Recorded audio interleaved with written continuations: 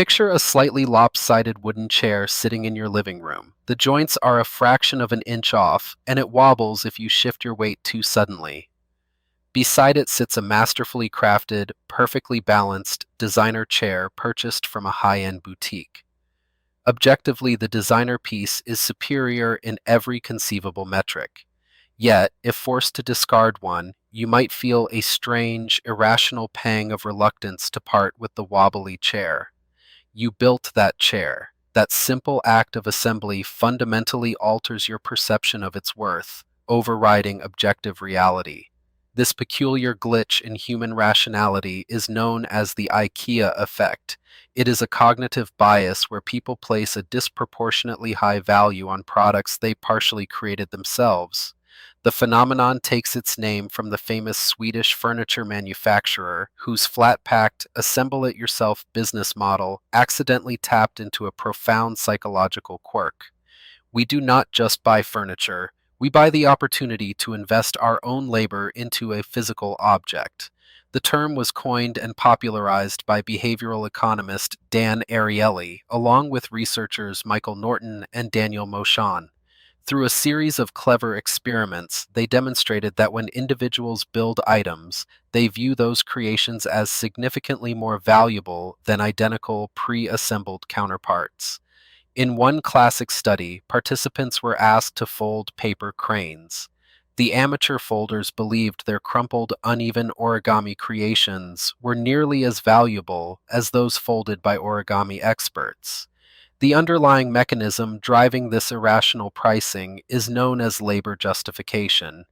It is a psychological need to validate the effort we expend by inflating the perceived value of the outcome.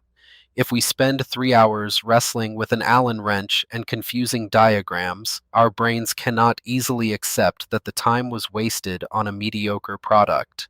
To resolve this internal conflict, the mind simply upgrades the item's subjective worth. This mental gymnastics is deeply rooted in cognitive dissonance, the mental discomfort experienced when holding two conflicting beliefs or attitudes. The friction between knowing you worked hard on something and realizing the object is actually quite poorly made creates psychological distress. Because we cannot take back the expended energy, the brain alters the only variable it can control, which is our opinion of the final product. The effort itself becomes a vital ingredient in the object's worth. This dynamic perfectly encapsulates DIY psychology, revealing why we fiercely defend our own home-cooked meals, even when they are slightly burnt or over-seasoned.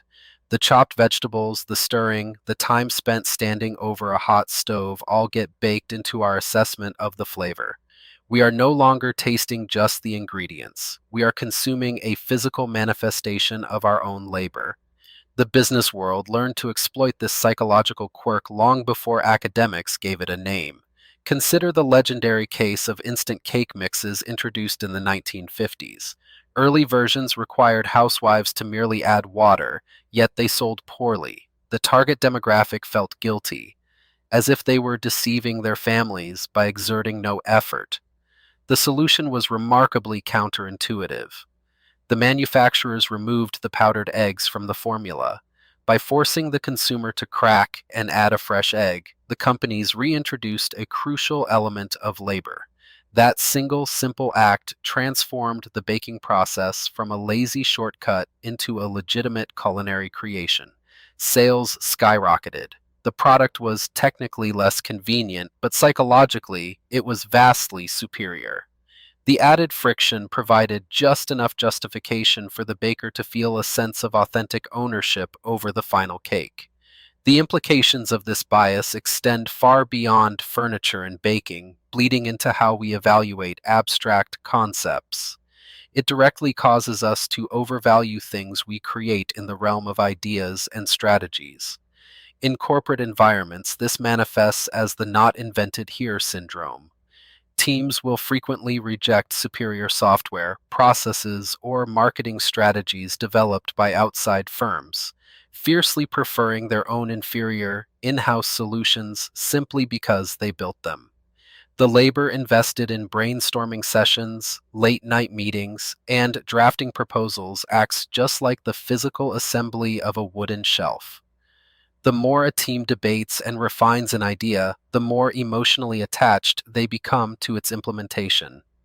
Objective metrics of success are quietly sidelined, replaced by a collective, unspoken need to validate the intellectual sweat equity they have poured into the project. This points to a broader mental shortcut known as the effort heuristic. Humans are evolutionarily wired to associate difficulty and energy expenditure with quality and value. In the ancestral environment, securing high quality food or shelter required immense physical exertion. A hard won prize was genuinely more valuable than something easily acquired. Our modern brains still run on this ancient software, erroneously assuming that if something was hard to do, it must be inherently good. Analyzing this through an evolutionary lens reveals why this mechanism is so deeply ingrained. Survival depended on resource allocation, and energy was the most precious resource of all. If an early human spent days crafting a specific tool, discarding it would mean a catastrophic loss of caloric investment. The brain evolved to attach an emotional premium to the products of our labor, ensuring we protected and utilized the things we spent energy creating. Yet, this survival mechanism completely misfires in a world of mass production and digital abstraction. We often find ourselves clinging to inefficient workflows, outdated business models, or failing relationships, pouring more energy into them to justify the initial investment. The very mechanism that once ensured our survival now anchors us to suboptimal choices. We become trapped by our own diligence. This overlaps dangerously with the sunk cost fallacy, where we continue a behavior as a result of previously invested resources. But the phenomenon we are exploring adds a unique, creative twist. It is not just about the fear of losing an investment, it is about the active illusion of superior quality. We genuinely see the wobbly chair as beautiful, and we genuinely believe the flawed business plan is brilliant.